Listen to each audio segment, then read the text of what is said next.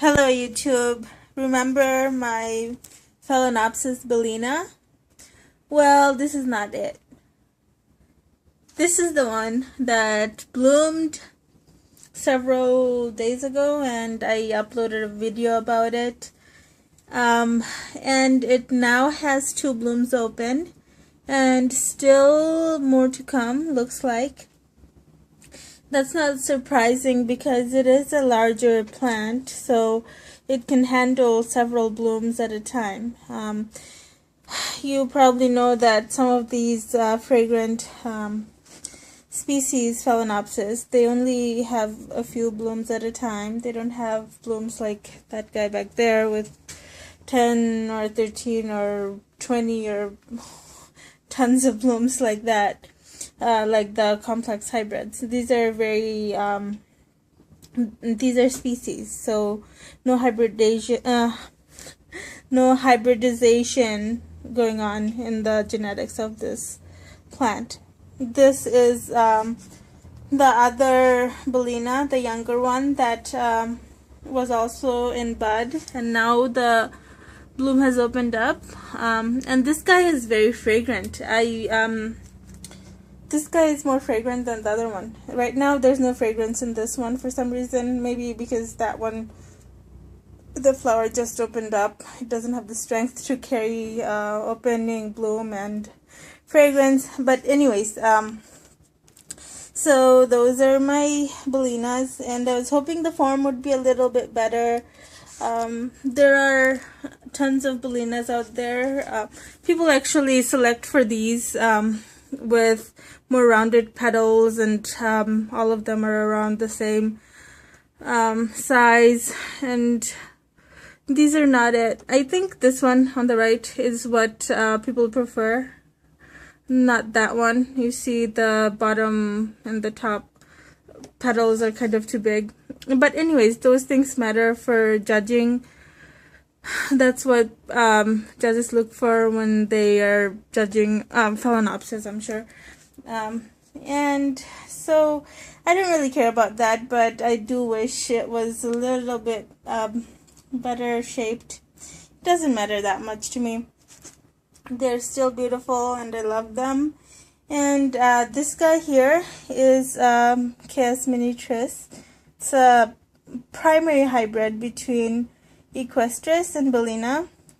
It was supposed to be Alba, first of all, which is not, and it's also not fragrant, so it's a huge disappointment for me. But I guess you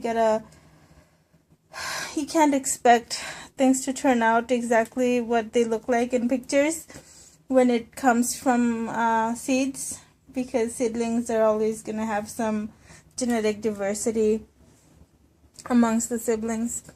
So that's kind of a disappointment. Yeah, even more so because it was very expensive, but I don't want to think about it that much right now. It's still cute. It's just not what I was expecting, not what I was hoping for. I was hoping for a multifloral bellina type of a flower that would have a fragrance. I know it's a lot to ask for, but that's basically what people try to get at when they hybridize between. Equestris especially has the history, the characteristic of providing multifloral plants, so that's why a lot of primaries get hybridized with Equestris. That's unfortunately, this one, I guess, turned out a little too much like Equestris and not enough like Bellina. Anyways, enough of that. There's another one. This is the Pelens crossed with Cornengiana. That's in spike. Hopefully that'll open soon, and hopefully that will have a fragrance. Otherwise, I will be so horribly disappointed with these plants because both of them are from the same vendor. They're from Big Leaf Orchids, and the plants arrived in great shape. It's just they don't have the characteristics I was hoping for. Anyways, this guy, do you remember? It is the Psychopsis that has been sort of in spike for most of this year, it seems like to me anyways. And it finally bloomed.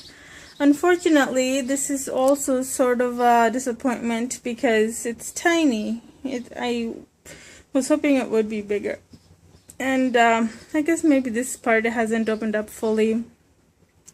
But anyways, that's the Psychopsis. It is cute, but not as nice as I was hoping. The colors on it isn't as vibrant as Mendenhall Hildos. But I do have Mendenhall, and that is in spike, so that's something to look forward to. This guy here is a night blooming jasmine, and it is very fragrant at night. Probably the most fragrant flower I have right now. It really wafts throughout the house almost. So that is that. It has a lot of buds, and it already has a whole really strong fragrance. This is the Jasminium Sambac. That's the jasmine you use in teas, and I have several more. This is the orange jasmine, Moria paniculata. It has a wonderful fragrance, and it likes lots of light, and so the more light it gets, the more likely it'll bloom. Blooms a lot throughout the summer. This guy is the Chinese perfume plant, and it is really wonderfully fragrant. It's also known as mock lemon. The characteristic of this flower fragrance is very delicate. I really like it. It's not strong and overpowering. It's just sort of, it's very light and very, very pleasant. I love the fragrance of this one, actually. It's one of my favorites. There's some more. The Vanda is still blooming, and there's no sign of any dropping buds or blooms, so that's great. This is a hibiscus. It's been blooming on and off since early spring. It's beautiful. And that is vanilla, too young to actually bloom. This is the neem plant. This is the plant you use as a pesticide. It's a very young plant. I grew it from seed. That is a Meyer lemon. The flowers behind there is a star jasmine. And this is the white ginger lily. Supposed to be really fragrant. And what else? This is Osmanthus fragrance, also known as sweet olive. It smells lovely. And that's a pomegranate. That is a desert rose, lemon balm, not lemon balm, lemongrass. That's a ginger that's dying. I grew it from actual piece of ginger.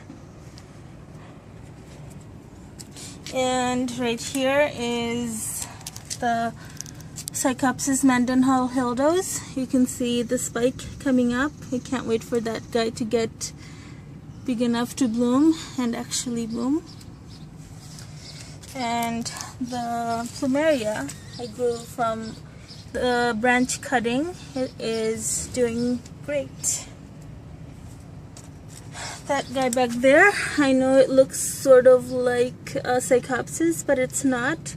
It is Oncidium, what's the name? Ampliatum. That is a seedling. It's not gonna bloom anytime soon, but it is really cute. It's also known as the turtle shell orchid. The pseudobulbs on it look like turtle shell when it's grown. These are some of my other plants. And I have that big guy that I got from Florida. I don't know when it's gonna bloom. It's so big, but I don't see any signs of buds on it. This guy I got with the same order, but I have seen some buds on this, so hopefully it'll bloom soon.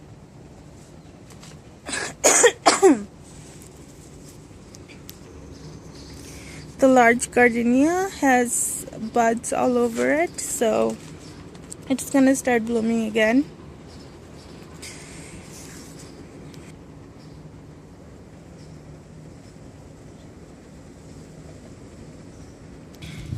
This is my chili plant. It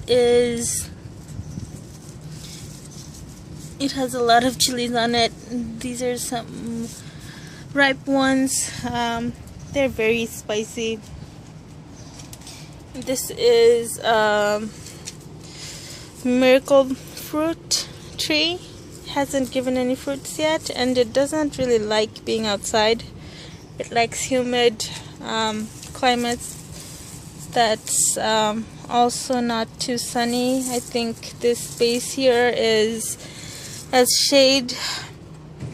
much shade as I can give it, but still it might be too much for it. I might take it inside.